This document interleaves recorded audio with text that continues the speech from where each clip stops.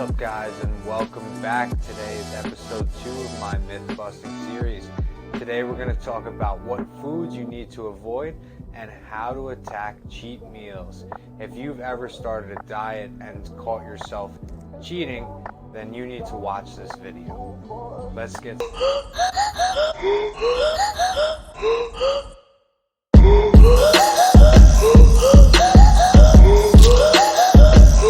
start off by saying there are no foods you need to avoid on your diet.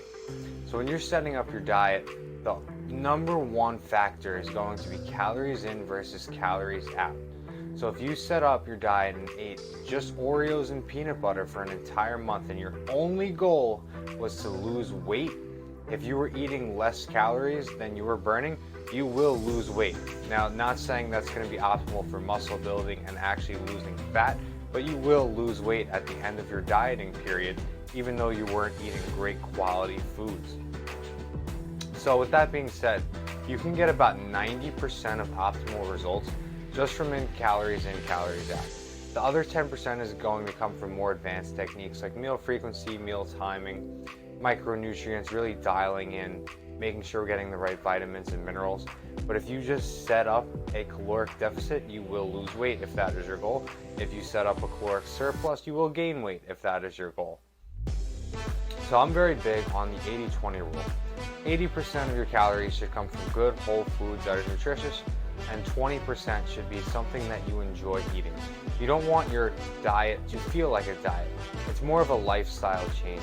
If we can get more people's mindsets to shift of, I want to do this for the rest of my life, it's sustainable, it's not something I need to quote unquote cheat on, then we're going to be in a much better place in society and less people are going to be feeling restricted.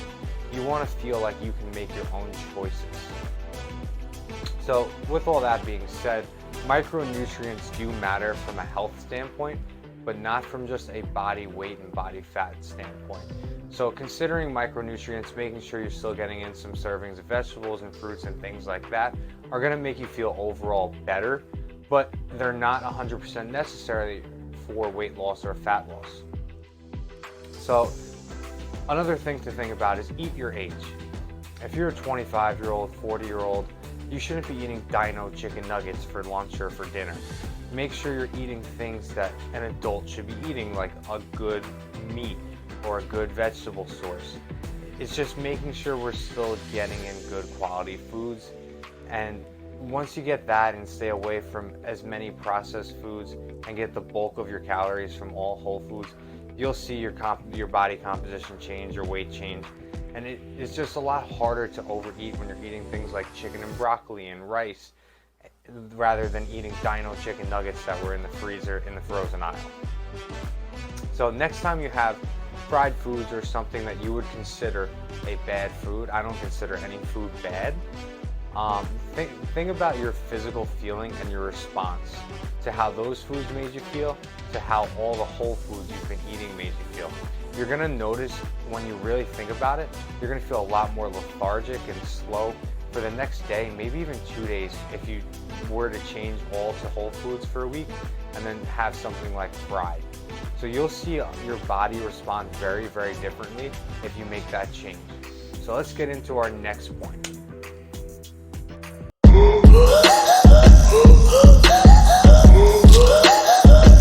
So let's talk about the mindset that we need to establish when it comes to food and nutrition as a whole. Rather than thinking of a diet as restrictive, let's make your diet more inclusive. So getting back to that 80-20 rule, 80% of your food should come from whole foods, nutritious, rich foods such as vegetables, meats, fruits, all things like that. Other than that, those other 20%, you should just enjoy something you like to eat. So instead of cutting out everything that you like to eat and enjoy, eat it in moderation. I'd rather you have a piece of a chocolate bar every night rather than have 6 bowls of ice cream on the weekend because you deprived yourself the entire week and now your cravings are through the roof. The more we restrict ourselves, the more we feel like we need to have it.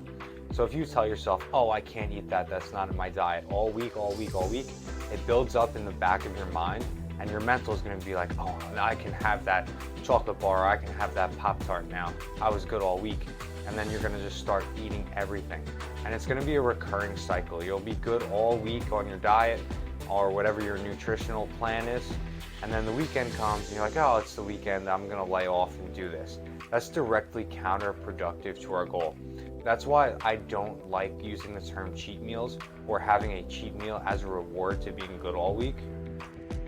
Because your diet shouldn't have cheats and good and bad foods. You should be able to eat everything in moderation and still enjoy your life and be able to eat what you want, but also eat for your goal. So including some of the foods you really, really like on a daily basis will help limit these indulges and these binges that we see a lot when people try to start a rigid diet plan. So instead of making your diet plan so rigid, think if I'm on an 80-20 split, I'll get most of the results and I'll reach my goal a lot quicker than if I'm just good during the week and then indulge on the weekends. So we are all human and things come up. You want to go out to dinner one night, you have a date night one night, there's an event where you really have no other option you have to go to. So you have no other option but to go and eat out. Just make the right choice. For intuitive eating to really work, you want to just be able to make the healthiest choice in the situation that you're given. So if you're at a restaurant, just instead of ordering 9 fried things, maybe just order the healthier like grilled steak or grilled chicken or a fajita, something like that. So it's just switching your mindset from restricting certain food groups that you really enjoy eating to just including them sometimes, but the bulk of your food are whole foods, vegetables, fruits, whole meats, proteins, things like that. So overall, your mindset's really important when you're starting a diet. So make it something that you can stick to long term, that's sustainable, and the results will come. It may take a little bit longer if you have an inclusive mindset, but you won't be crash dieting and you won't feel deprived of your life or your favorite foods that you enjoy eating. So this will be a lifestyle change rather than going on a 3-month diet to quickly lose the weight when you're just going to add it back on when you're done and go back to eating how you were. So I hope this video helped you guys. Make sure you tune back next week. We're going to be doing another video on what reps are the best for building muscle. Thank you guys for watching. As always, please like, subscribe, and leave some comments. See you guys next week.